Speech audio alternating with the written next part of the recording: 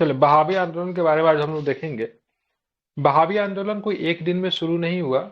ऐसा भी नहीं है कि एक दिन के बाद समाप्त हो गया। ठीक है, काफी लंबा चला था। ठीक है, अप्रोक्स अगर देखा जाए तो 40-45 वर्षों तक ये चलने वाला आंदोलन था। ठीक है, शुरू में इस आंदोलन का जो प्रमुख काम जो था, इस्लाम धर्म में बहुत सारी बुराइयां आ गई थी, उसको मतलब समाप्त करना, उसको हटाना। इसलिए बहावी आंदोलन को शुद्धि आंदोलन भी कहा जाता है। हर धर्म में अपना एक शुद्धि आंदोलन होता है। अगर उस धर्म के धर्म गुरु को ये लगे कि हमारे धर्म में किसी प्रकार की बुराई आ गई है, तो उसको फिर से अनुशासनात्मक करने के लिए, डिसिप्लिन में लाने के लिए आंदोलन की शुरुआत की जाती रही है। जैसे कि से हिंदू धर्म में अगर शुद्धि आंदोलन की बात करेंगे, तो दयानंद सरस्वती के द्वारा जो आंदोलन जो चलाया गया, तो कौन था दयानंद सरस्वती जी के द्वारा चलाया गया आंदोलन? आर्य समाजी जो थे ना, दयानंद सरस्वती के द्वारा जिन्होंने जिन्होंने कहा था से बैक टू वेदास, ठीक है, वेदों की तरफ लौटो। ठीक है, तो आर्य समाज के द्वारा जो आंदोलन जो चलाया गया था, उन्होंने शुद्धि आंदोलन को भी उस समय चलाया था, क्योंकि बहुत सारे लोग जो थे विभिन्न धर्मों में परिवर्तन हो गए थे, तो उन सबको मतलब क्या हिंदुत्व की तरफ जोड़ना उनका मुख्य उद्देश्य था। उसी तरह इस्लाम में भी आप देखोगे तो बहावी आंदोलन वन ऑफ देम। अब इसकी शुरुआत कैसे होती थी? बहावी आंदोलन कोई ऐसा आंदोलन नहीं था जिसकी शुरुआत भारत से आपको देखने को मिलती है। इसकी शुरुआत भी बाहर से होती है। ठीक है, तो बहावी आंदोलन एक मुस्लिम समाज सुधार आंदोलन था। ठीक है, शुद्धि आंदोलन भी कह सकते हैं, या फिर मुस्लिम समाज सुधार आंदोलन भी इसको कह सकते हैं। ठीक है, जिसके प्रवर्तक कौन थे? तो सैयद बहाव थे। ठीक है, तो बहाव के नाम सैयद से ही अहमद ना। इनका नाम। ठीक है, सैयद बहाव की बात करेंगे, पूरा नाम सैयद अहमद बहाव हो सकता है। ठीक है, सैयद बहाव जो थे इस आंदोलन के क्या थे? प्रवर्तक थे। पटना के दो लोगों का नाम आपको ध्यान में रखना है। ठीक है, एक बिलायत अली और दूसरा नाम था इनायत अली। ठीक है, पटना से बिलोंग करते थे और इन्होंने मतलब क्या की थी, इसमें प्रमुख भूमिका निभाई थी। ठीक है, 1822 से 1868 तक बिहार में चले बहावी आंदोलन का मुख्य केंद्र जो था पटना में था। ये बहुत इंपॉर्टेंट है। भारत में बहावी आंदोलन का प्रमुख केंद्र की बात करेंगे तो Patna is the one of the name. ठीक है, बहावी के अनुयायी अपने आप को क्या बोलते थे? तो अहले हदीस कहते थे। ये भी पूछा जा सकता है, अहले हदीस कहा जाता था, इसको भी आपको ध्यान में रखना है। ठीक है, बहावी आंदोलन का संचालन करते हुए पटना में 4 खलीफा होते हैं। खलीफा का मतलब होता है आध्यात्मिक उप मुखिया, एक तरह का गुरु हो गया। ठीक है, कौन कौन थे? तो दो का नाम तो मैंने आपको ऊपर में बता दिया था, बिलायत अली और इनायत अली। ठीक है, और एक आपको नाम ध्यान में रखना है, शाह मोहम्मद हुसैन, और दूसरा का नाम फरहाद हुसैन। ठीक है, ये नाम याद रहेगा आपको? एक बार रिपीट कर लीजिए नाम मेरे साथ। ठीक है, क्या बताएंगे? तो ध्यान में रखना है, मौलवी बिलायत अली, इनायत अली, शाह मोहम्मद हुसैन और फरहाद हुसैन। ठीक है, ये चारों नाम आपको क्या रखना है? ध्यान रखना, ये आपको काफी अधिक इंपॉर्टेंट है। ठीक है, अगर पूछा जाएगा बिहार में बहावी आंदोलन का सब प्रमुख नेता कौन थे, तो सब प्रमुख नेता की बात करेंगे। ठीक है, ध्यान में रखना क्या नाम है इनका? तो उनका नाम है बिलायत अली। क्या नाम है उनका? बिलायत अली। ठीक है, क्या नाम है उनका? बिलायत अली। विलायत अली। कब से कब तक पटना जो था बहावी आंदोलन का प्रमुख केंद्र रहा था? तो 1822 से लेकर, ध्यान में रखना है, 1868 तक। ठीक है, यह तारीख इंपॉर्टेंट है। इतने वर्षों तक पटना जो था, लगभग 45-46 वर्षों तक बहावी आंदोलन का प्रमुख केंद्र रहा था। ठीक है, सैयद अहमद के अनुसार उनके शिष्य मौलवी मोहम्मद इस्माइल तथा मौलवी है ने सीरत ए मुस्तकुम नामक प्रख्यात पुस्तिका का संपादन किया। ये पूछा जा सकता है, सीरत ए मुस्तकुम नामक पुस्तिका का संबंध किनके साथ है? तो इनका संबंध बहावियों से है। क्या बताएंगे इनका संबंध किससे है? वहाबी से। बहावियों से है। ठीक है, तो सीरत मुस्तकुम पुस्तक है, प्रख्यात पुस्तक, इनका संबंध किनसे है? तो इनका संबंध जो है बहावियों से है। ठीक है, तो मौलवी मोहम्मद इस्माइल है, मौलवी है का नाम आपको ध्यान में रखना है। इन्होंने एक पुस्तक लिखी सीरत मुस्तकुम, इनका संबंध जो था बहावियों से था। और ये पुस्तक के रचने के लिए किन्हें आदेश दिया था? तो जिन्होंने आदेश दिया उनका नाम है सैयद अहमद बहावी। ठीक है, तो सैयद अहमद बहावी पूरा नाम है, ध्यान में रखना है। बिहार में बहावी आंदोलन का दमन अक्टूबर 1863 के अंबाला अभियान के पश्चात हुआ। ठीक है, तो अंबाला अभियान ध्यान में रखना, इनका संबंध बहावियों से है। अंबाला अभियान के बाद बहावियों का दमन किया जाता है। ठीक है, और इसके अंबाला अभियान जो था एक तरह का मुकदमा था। और इसमें जो फैसला जो सुनाया था, उनका नाम था सर एडवर्ड, न्यायाधीश थे, उन्होंने फैसला दिया था। और 2 मई 1864 को अपने फैसले में सभी बहावी अभियुक्तों को दोषी बताया बताएं इनमें से तीन अभियुक्त जो थे, जिनका नाम था याहिया अली, मोहम्मद जफर एवं मोहम्मद शफी को मृत्युदंड दिया गया था। ठीक है, किसको किसको? याहिया अली, मोहम्मद जफर, शफी, और शेष 8 को आजीवन काला पानी की सजा दी गई थी। ठीक है, तो इतना आपको ध्यान में रखना है। अंबाला अभियान ध्यान में रखना है। अंबाला अभियान था जिनका संबंध बहावियों से है, और इसमें बहावी को सजा दी गई थी। कुछ लोगों को मृत्युदंड दिया गया, तो कुछ लोगों को आजीवन कारावास की सजा दी गई थी, मेनली काला पानी के रूप में। ठीक है, तो बहावी आंदोलन का 2 जगह पे प्रमुख केंद्र था। एक बिहार में पटना था, एक जो था पश्चिमोत्तर भारत का क्षेत्र जो था, जो कि अभी आपका, रायबरेली। ठीक है, नहीं, रायबरेली से थे। इस आंदोलन के जो नेता जो थे सैयद अहमद बरेलवी, वो आते थे वहां से। ठीक है, बरेली के थे। वो कहाँ पे गए? तो सऊदी अरब में गए थे। ठीक है, तो सऊदी अरब में गए तो वहां पे उनको बहाव साहब मिले। तो बहाव साहब ने उनको शिक्षा दिया बहावी आंदोलन का। तो सऊदी अरब गए थे हज पे, वहां से वो शिक्षा लेकर आया और भारत में बहावी आंदोलन की शुरुआत की। भारत में जो इसका सबसे बड़ा केंद्र था पटना में था, और एक था northern NWF, north west frontier, जहां से पाकिस्तान का उधर का इलाका जो है, जो कि ईरान के साथ बॉर्डर बनाती, वहां पे एक सेंटर इनका हुआ करता था। और ये एक ऐसा आंदोलन था, हाँ ठीक है, एक ऐसा आंदोलन था जिनको विदेश से भी सपोर्ट मिलता था। ठीक है, ध्यान में रखना। ठीक है, मतलब बाहरी सपोर्ट भी मिलता था इस आंदोलन को। ठीक है, मतलब इनका समर्थन जो था बाहर से भी होती थी। तो एक तरह का अंतर्राष्ट्रीय आंदोलन भी इनको कह सकते हैं बहावी के द्वारा। तो इनका शुरू से कोई भी इनका ये नहीं था कि हम ब्रिटिश के साथ हमको लड़ना है। ये तो अपने धर्म में फैले बुराई को समाप्त करने के लिए आए थे, लेकिन कैसे न कैसे ये किसके खिलाफ हो गए? तो ब्रिटिश गवर्नमेंट के खिलाफ हो गया। हालांकि धार्मिक आंदोलन का सरकार से किसी प्रकार का रोल नहीं होना चाहिए, लेकिन कैसे न कैसे इसका राजनीतिकरण हो गया। ठीक है, समझ गए? तो चलिए बताना है, 4 प्रमुख नेता का नाम बताइए जिनको मतलब आधार, जिनको 4 खलीफा बनाए गए थे बहावी आंदोलन का संचालन करने के लिए। चारों का नाम क्या है? इनायत विलायत अली, अली, इनायत अली, इनायत शाह अली, हुसैन, फरहाद इनायत हुसैन। अली, फरहाद शाह हुसैन। मोहम्मद ठीक है, हुसैन तथा फरहाद हुसैन। बिल्कुल ठीक है। और इसके प्रवर्तक को थे तो सैयद सैयद बहाव। अहमद कहाँ से थे बहाव सैयद सैयद अहमद बहाव? बहाव, रायबरेली के कहाँ के थे। थे ये? नहीं, रायबरेली। रायबरेली के।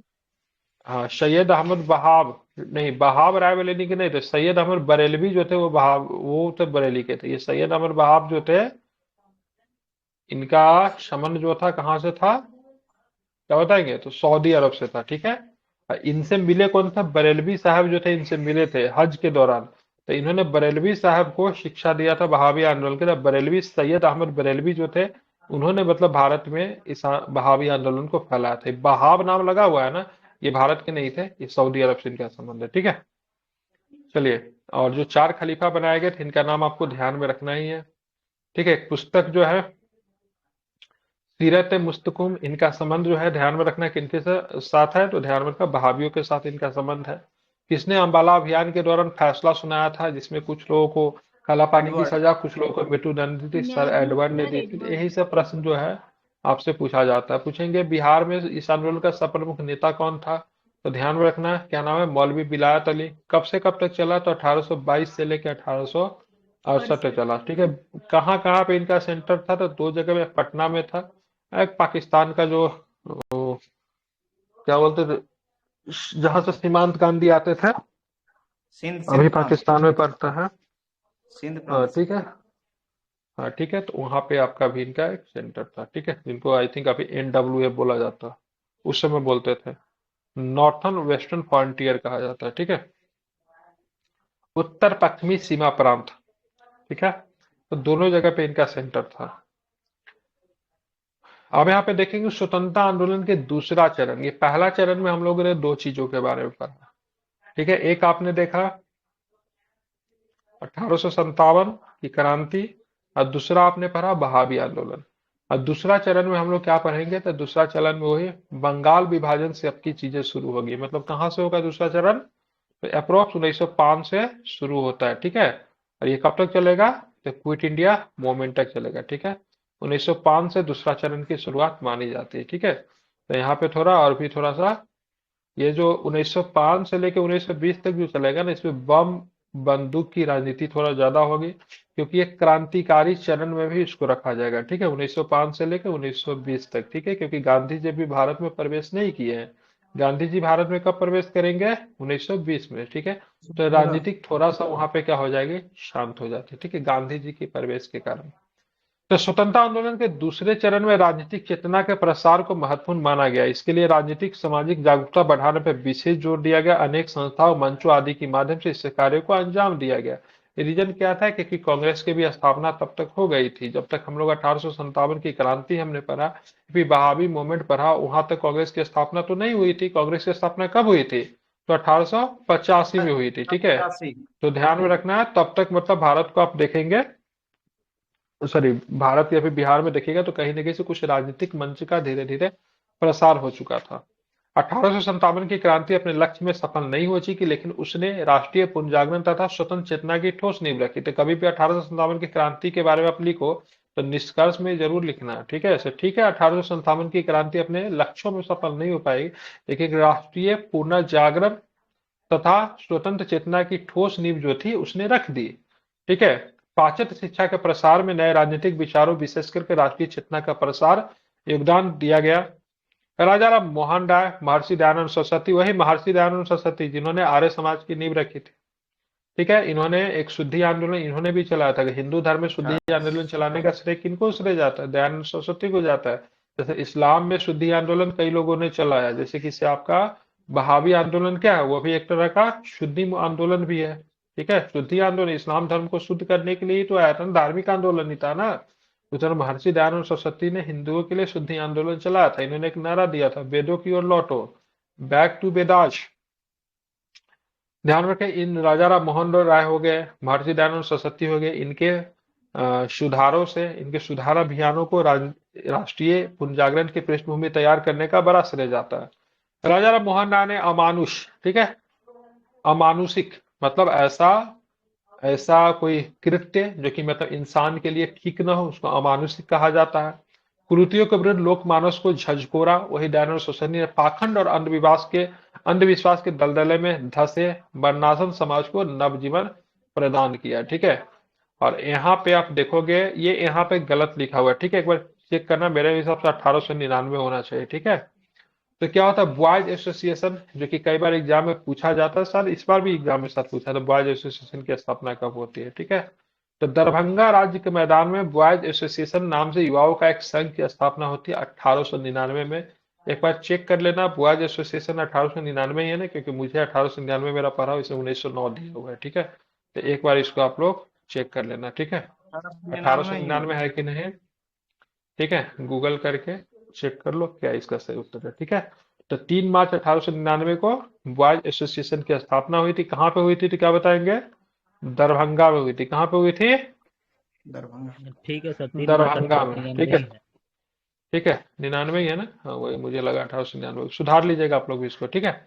अब यहाँ पे देखें, बॉयज एसोसिएशन के संस्थापक पूछ देता है, स्थापना का साल भी पूछता है, तो साल में 1899 कीजिएगा।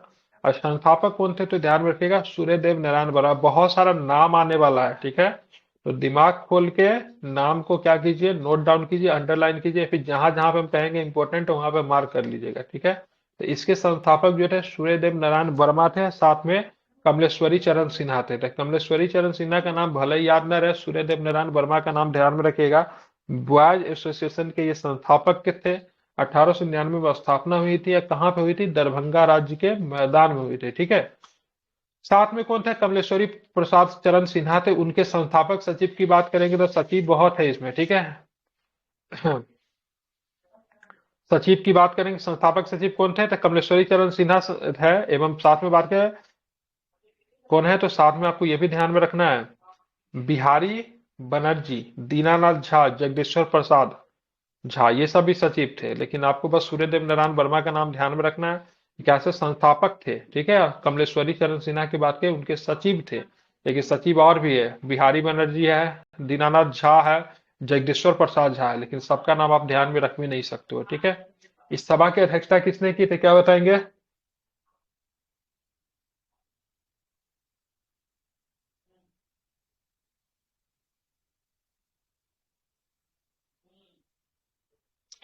तो इनके क्या बताएंगे, इनका अध्यक्ष कौन है तो क्या बताएंगे? हेलो। इस सभा की अध्यक्षता किसने की थी तो क्या बताएंगे? अशफाक खान। अशफाक खान, ठीक है। इसकी स्थापना इस क्षेत्र में राजनीतिक जागरण की दिशा में एक महत्वपूर्ण मोड़ की परिचायक थी, ठीक है। तो ये भी आपको ध्यान रखना है। तो यहाँ पे आपको एक चीज महत्वपूर्ण है, ठीक है, से इसकी स्थापना करने का श्रेय सूर्यदेव नारायण वर्मा जी को जाता है। दरभंगा राज्य के मैदान में स्थापना हुई थी और साथ में स्थापना 1899 में हुई थी। ये बॉयज एसोसिएशन क्या है? तो एक संस्था थी नव युवकों की, ठीक है, नव युवाओं का संघ था जिसका काफी इंपॉर्टेंट रोल जाता है। कमलेश्वरी चरण सिन्हा कौन थे? तो इनके सचिव थे, ठीक है। अब क्या होता है, सरस्वती अकादमी की भी स्थापना होती है, ये भी इंपॉर्टेंट। ये भी स्थापना कहाँ पे होती है? दरभंगा में होती है, ठीक है। अब यहाँ पे देखेंगे 1 जनवरी 1901 को सरस्वती अकादमी की स्थापना की गई है। अकादमी देश प्रेम के महान आदर्शों से अनुप्रेरित था, अपने छात्रों को ही प्रेरणा देता था। कमलेश्वरी चरण सिन्हा इस अकादमी के प्रणेता थे। कमलेश्वरी चरण सिन्हा कौन थे? जो कि बॉयज एसोसिएशन के क्या थे? सचिव थे, सचिव। ठीक है। तो इन्हीं के प्रेरणा से किसकी स्थापना हुई? तो सरस्वती अकादमी की स्थापना होती है, ठीक है, ध्यान में रखना है। और देशभक्त कौन थे? राजकिशोर प्रसाद उनके सहयोग सहकर्मी थे। तो राजकिशोर प्रसाद और कमलेश्वरी चरण सिन्हा के निर्देशन में सरस्वती अकादमी की स्थापना होती है, 1901 में होती है, ठीक है। अब ये सारी चीजें चलती रहती है। तो बंग भंग आंदोलन की शुरुआत होती है, ये भी हम लोग ध्यान में रखेंगे, इंपॉर्टेंट है, ठीक है, भूलना नहीं है, ठीक है। तो बंग भंग आंदोलन के और बिहार का काफी इंपॉर्टेंट रोल इसलिए रहेगा क्योंकि बंग भंग आंदोलन होता है उससे पहले बिहार और बंगाल क्या था? एक ही था। 1905 से पहले बिहार और बंगाल क्या था? एक ही था ना, ठीक है। 1905 में जाकर ना बिहार बंगाल का बंटवारा हो जाता है, एक तरह से देखेंगे। सबसे पहले तो बंगाल का बंटवारा होता है पूर्वी बंगाल और पश्चिमी बंगाल में, और उसके बाद बिहार को भी अलग किया जाता है, आगे चल के 1911 में किया जाता है, नहीं। तो अब यहाँ पे देखेंगे बंगाल विभाजन के बाद स्वदेशी आंदोलन का बिहार के विभिन्न भागों पे भी प्रभाव से पड़ा, ठीक है। तो बंगाल विभाजन के बाद शुरू होता है स्वदेशी आंदोलन। स्वदेशी आंदोलन का प्रारंभ क्यों होता है? तो स्वदेशी आंदोलन का प्रारंभ जो होता है बंगाल विभाजन के विरोध में ही होता है, ठीक है।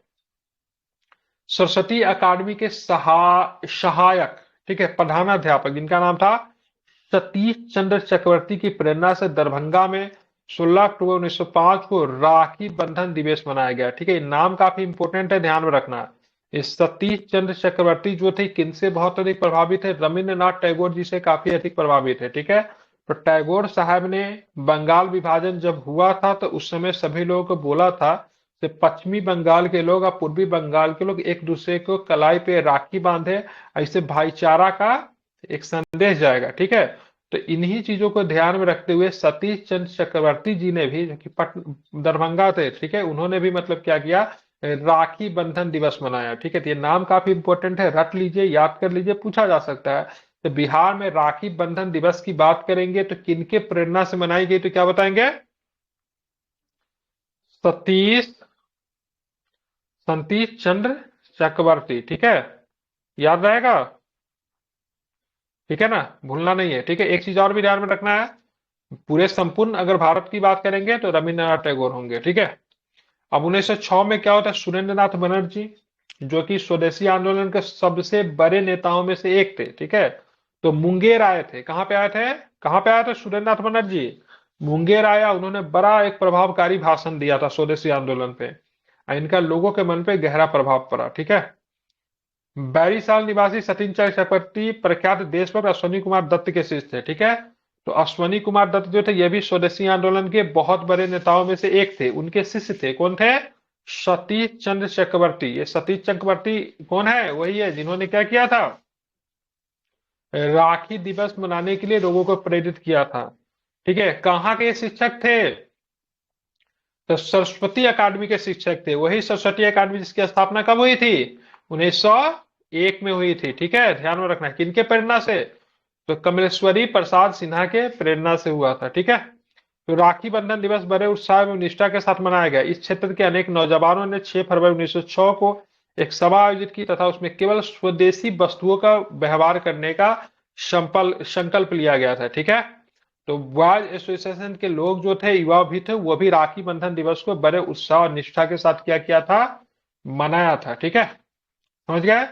ये तीन चीजें जो है क्रम में है, तीनों का संबंध है एक दूसरे से। इसको आपको ध्यान में रखना है। सबसे पहले आपको क्या ध्यान में रखोगे? बॉयज एसोसिएशन, फिर आपको सरस्वती अकादमी, और साथ में आपको ध्यान में रखना है बंग भंग आंदोलन और बिहार में मुख्यतः रोल। अब आते हैं बिहारी स्टूडेंट कॉन्फ्रेंस। ठीक है, इसकी स्थापना कब हुई थी? 1906 में हुई थी। कब हुई थी इसकी स्थापना? तो 1906 में इसकी स्थापना हुई थी। ठीक है, और इसमें जो रोल जो है ध्यान में रखना है, काफी इंपॉर्टेंट रहेगा। इसमें बिहारी स्टूडेंट कॉन्फ्रेंस में इनका भी रोल था। क्या नाम था इनका? राजेंद्र बाबू का। ठीक है, तो इनकी स्थापना 1906 में हुई थी। तरुण स्वदेशी आंदोलन के आदर्शों से प्रभावित होकर बिहारी स्टूडेंट कॉन्फ्रेंस की स्थापना की गई। कब? 1906 में। अपने स्थापना काल से ही इस प्रांत में राष्ट्रवादी चेतना के उन्नयन में महत्वपूर्ण योगदान दिया। इस दिशा में महत्वपूर्ण कदम करे 1906 में ही मुस्लिम लीग की भी स्थापना हुई थी। तो इंपॉर्टेंट नहीं है, लेकिन बिहारी स्टूडेंट कॉन्फ्रेंस आपके बिहार के संदर्भ से काफी इंपॉर्टेंट है। कब हुई थी? तो 1906 में इसकी स्थापना हुई थी। इसको आपको ध्यान में रखना है। ठीक है, तो 1906 में बिहारी स्टूडेंट कॉन्फ्रेंस है। और यहाँ पे आपको ध्यान में सरस्वती अकादमी जो हो गया 1901 में हो गया। सरस्वती अकादमी से संबंध किनका था? तो किनका संबंध था सरस्वती अकादमी से? किन शिक्षक का नाम क्या बताया था? तो ध्यान में रखना है, सतीश चंद्र सतीश चंद्र चक्रवर्ती। चक्रवर्ती। ठीक है, इन्होंने बिहार में राखी बंधन दिवस जो था स्वदेशी आंदोलन के विरोध में इन्होंने मनाने के लिए लोगों को प्रेरित किया था। ठीक है, और ये आपका जो सरस्वती अकादमी जो है ध्यान में रखना है, किनके प्रेरणा से इसकी स्थापना की गई थी? तो कहाँ गए? कमलेश्वरी पर चरण सिन्हा। ठीक है, कमलेश्वरी चरण सिन्हा कौन है? तो ध्यान में बॉयज एसोसिएशन के सचिव थे। ठीक है, हाँ बिल्कुल। ठीक है, बॉयज एसोसिएशन की स्थापना कब है? तो इसकी स्थापना 1899 में है। ठीक है, दरभंगा राज के मैदान में किया गया था। और इनके जो फाउंडर जो थे सूर्यदेव नारायण वर्मा थे। बाकी और भी बहुत सारे सचिव है, तो उतना याद रहेगा भी नहीं, इसको याद करने की आवश्यकता है भी नहीं। ठीक है, अश्वनी कुमार दत्त, ए के दत्त कहते हैं, पूर्वी बंगाल से संबंध रखते थे। काफी इंपॉर्टेंट रोल था। स्वदेशी चीजों को अपनाना है, विदेशी वस्तुओं का बहिष्कार करने का निर्णय जो था अश्वनी कुमार दत्त का भी था। ठीक है, यहाँ तक कि इनकी चलती इतनी थी से एक बार एक यहाँ पे कोई ब्रिटिश पर्सन था, उसको ना मैनचेस्टर में बनी कोई कपड़ा मंगवाना था। तो उसने मतलब जो जहाज जो आती थी ब्रिटेन से, लंदन से जो जहाज जो आती थी, तो उनसे अनुरोध किया से मेरे लिए कपड़ा वगैरह लेकर आओ। तो वहां से तार आया से पहले आप अश्विनी कुमार दत्त से पूछ लीजिए, तो सामान जो वहां से आएगा ब्रिटेन से बनी हुई, वो बंगाल में प्रयोग हो सकता है कि नहीं हो सकता। मतलब इन्होंने व्यापक पैमाने पर स्वदेशी आंदोलन का विरोध की प्रेरणा जो थी यही थी। हालांकि और भी बहुत सारे नेता थे, जैसे कि उस समय स्वदेशी आंदोलन में रवीन्द्रनाथ टैगोर की भी भूमिका थी। हालांकि स्वदेशी वस्तुएं के जलाने या फिर उसका बहिष्कार करने से उनका कोई रोल नहीं था। अश्वनी कुमार दत्त हो गए। उसके बाद इनका नाम ध्यान में रखना है, क्या नाम है, जो मुंगेर आए थे, सूर्यनाथ बनर्जी हो गए। इन सबका काफी इंपॉर्टेंट रोल है स्वदेशी मूवमेंट में। ठीक है, और 1906 में किसकी स्थापना हुई थी? तो क्या बोले, बिहारी स्टूडेंट कॉन्फ्रेंस की भी स्थापना जो थी 1906 में हुई थी। ठीक है, इन सारे चीज का कांग्रेस की स्थापना हो चुकी थी 1885 में, हो चुकी थी ना। अब कांग्रेस का ही एक जो था, एक स्टेट का जो नींव, जो स्टेट का जो उसकी पार्टी की जो नींव रखी जाएगी स्वदेशी आंदोलन के दौरान ही, मतलब वो भी चलता है। जैसे कांग्रेस का आप देखोगे तो कांग्रेस तो एक राष्ट्रीय पार्टी है ही, उसका हर राज्य में पार्टी है कि नहीं अपना, तो ये उसी समय आप देखोगे तो बिहार में भी जो था इंपॉर्टेंट रोल जो है कांग्रेस का शुरू हो जाएगा। ठीक है, तो कल के क्लास में हम लोग पढ़ेंगे ये वाली टॉपिक, बिहार प्रांतीय सम्मेलन हम लोग देखेंगे। अब बिहार प्रांतीय सम्मेलन पढ़ा ही देता हूँ, भारतीय राष्ट्रीय कांग्रेस और बिहार जो है से कल पढ़ा देंगे। ठीक है, बिहार प्रांतीय सम्मेलन आज पढ़ा देते हैं।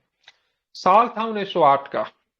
1908 में सोनपुर मेला के अवसर पर नवाब सरफराज हुसैन खान की अध्यक्षता में एक महत्वपूर्ण सभा हुई, जिसमें बिहार प्रांतीय कमेटी का गठन किया गया। ठीक है, क्या नाम है इनका? सरफराज हुसैन खान की अध्यक्षता में कहां पे एक सभा हुआ? तो ध्यान में रखना, सोनपुर में। और यहीं पे बिहार प्रांतीय कमेटी की गठन की गई। ठीक है, बिहार प्रांतीय सम्मेलन का पहला अधिवेशन की बात करेंगे, कहां पे होता है? तो 1908 में होता है, पटना में होता है। ठीक है, इसके अध्यक्ष इसे बनाए गए, तो यहाँ पे है मिसिंग है, लेकिन यहाँ से आप ध्यान में रख सकते हो। ठीक है, सैयद हसन इमाम को बनाया गया। किसे बनाया गया? तो सैयद हसन इमाम। ठीक है, तो एक प्रश्न सीधा सीधा आपसे पूछा जाएगा, तो बताओ बिहार प्रांतीय सम्मेलन का पहला अधिवेशन कहाँ पे हुआ? तो पटना में हुआ। कहाँ पे हुआ? पटना में हुआ। और सैयद हसन इमाम जो थे इसके पहले क्या थे? अध्यक्ष थे। ठीक है, लेकिन इसकी स्थापना करने का प्रयास कहाँ पे किया गया था? सोनपुर मेला में 1908 में ही किया गया था। किसके द्वारा था? सरफराज हुसैन खान के द्वारा। ठीक है, लेकिन पहला सम्मेलन जो था कहाँ पे हुआ, पटना में होता है। और पहला सम्मेलन में अध्यक्षता करने का श्रेय किसे जाता है, तो सैयद हसन इमाम को जाता है। ठीक है, अब बात करेंगे बाबू दीपनारायण सिंह। बाबू दीपनारायण सिंह के प्रयत्न से बिहार प्रांतीय सम्मेलन का दूसरा अधिवेशन कहाँ पे हुआ, तो पहला पटना में, दूसरा कहाँ, दूसरा कहाँ पे हुआ था, दूसरा भागलपुर में हुआ। दूसरा कहाँ पे हुआ, भागलपुर में हुआ। ठीक है, तो बाबू दीपनारायण सिंह के प्रयत्न से हुआ, लेकिन अध्यक्षता किसने किया, तो सच्चिदानंद सिन्हा ने किया। किसने किया, दूसरा अधिवेशन की अध्यक्षता किसने किया, तो सच्चिदानंद सिन्हा ने किया। पहले का किसने किया, तो पहला का सैयद हसन इमाम ने किया। ठीक है, सैयद हसन इमाम। कब होता है दूसरा वाला, तो 1909 में होता है, पहला 1908 में होता है। बिहार में हिंदू एवं मुस्लिम संप्रदायों ने इस सौहार्द पर तत्कालीन भारतीय समाचार पत्र बंगाली इंडियन मिरर आदि ने प्रशंसा पूर्वक, ठीक है, प्रशंसापूर्ण टिप्पणियां की थी। ठीक है, तो पहला आपको पटना में ध्यान में रखना है, सैयद हसन इमाम के द्वारा। दूसरा ध्यान में रखना भागलपुर में, तो भागलपुर में किसने किया था, तो अध्यक्षता तो सच्चिदानंद सिन्हा ने। किनके प्रयत्नों से हुआ था, तो बापू दीपनारायण सिंह के प्रयत्नों से हुआ था। ठीक है, अब ध्यान में, मुंगेर में 9 दिसंबर 1919 को 28वां बिहार प्रांतीय सम्मेलन हुआ। ठीक है, उसके बाद ध्यान में रखना 1909 में आगे चल के होता है, तो आपको मुंगेर में होता है। अब सम्मेलन में एक प्रस्ताव पारित किया गया जिसमें स्वाधीनता का प्रतिपादन किया गया था। सम्मेलन में विश्वनाथ मिश्र ने प्रस्ताव प्रस्तुत किया, जबकि रामकृष्ण शर्मा ने प्रस्ताव में कुछ संशोधन प्रस्तुत किए। ठीक है, तो 1919 वाला जो 28वां बिहार प्रांतीय सम्मेलन होता है, कहाँ पे होता है, तो क्या बताएंगे, मुंगेर में होता है। कहाँ पे होता है, मुंगेर में होता है। ठीक है, अब बात करेंगे किसने प्रस्ताव को प्रस्तुत किया, तो विश्वनाथ मिश्र ने प्रस्ताव को प्रस्तुत किया। ठीक है, जबकि रामकृष्ण शर्मा ने प्रस्ताव में कुछ संशोधन प्रस्तुत किए थे। ठीक है, और ये आपका 28वां बिहार प्रांतीय सम्मेलन 1919 का इंपोर्टेंट क्यों है, क्योंकि इस सम्मेलन में भाग लेने के लिए सरदार वल्लभ भाई पटेल बिहार की यात्रा की थी। ठीक है, ये बड़ा इंपॉर्टेंट होगा। तो आपको पूछेगा बिहार प्रांतीय सम्मेलन के किस सम्मेलन में सरदार पटेल ने बिहार की यात्रा की थी, तो कौन सा बताएंगे, 28वां नंबर। कौन सा, 28वां नंबर का 28वां। किया था, और कब हुआ था, 1919 में हुआ था। ठीक है, पहला कब हुआ था, तो 1908 में हुआ था। कहाँ पे हुआ था, पटना में। दूसरा पटना कब में। हुआ था, तो 1909 में हुआ था। कहाँ पे हुआ था, भागलपुर में। ठीक है, भागलपुर। पहला की अध्यक्षता किसने की थी, तो सैयद हसन इमाम ने की थी। दूसरे की अध्यक्षता किसने की थी, तो सच्चिदानंद सिन्हा ने की थी। ठीक है, अब 28वां वाला जो था 1919 में हुआ था, और इस समय ध्यान में रखना है कौन पहुंचे थे, तो सरदार पटेल के सरदार पहुंचे वल्लभ थे। भाई ठीक है, पटेल। और इस दौरान वो भागलपुर कॉलेज भी गए थे। तो यहाँ पे बिहार प्रांतीय सम्मेलन को लेकर कुछ फैक्ट है। पहले की बात करेंगे तो पहला की अध्यक्षता सैयद हसन इमाम के द्वारा पटना में किया गया था। इसके उपाध्यक्ष कौन बनाए गए थे, तो मजहरुल हक, नवाब सरफराज हुसैन खान।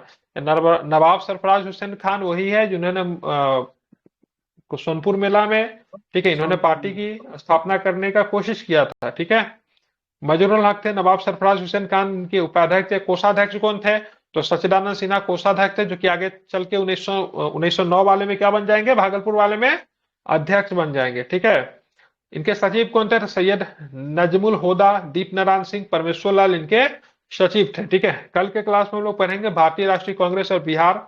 इस प्रकार से बिहार में 3 गो सम्मेलन होता है, ये काफी इंपोर्टेंट है। ठीक है, 1912 वाला, 1922 वाला, 1940 वाला। ठीक है, कई बार एग्जाम में पूछा गया है। कल के क्लास में पढ़ेंगे, यही से हम लोग शुरुआत करेंगे। तो चलिए, कल आज जितना पढ़ा दिया इस सबको आपको क्या करना है, रिवीजन करना है।